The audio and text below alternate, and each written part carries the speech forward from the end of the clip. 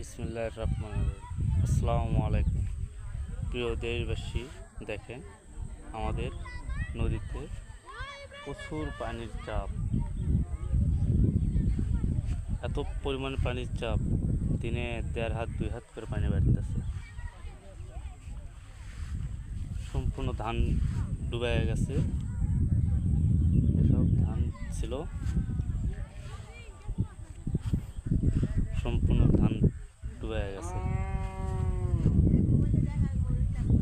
এত পরিমাণে ডুবে গেছে তা বলা শেষ নেই। এগুলো সম্পূর্ণ ধান ছিল, এগুলো সম্পূর্ণ ধান ছিল।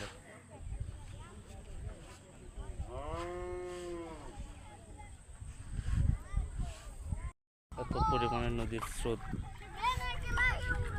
দেখা যাচ্ছে, কি পরিমাণ নদীর স্রোত।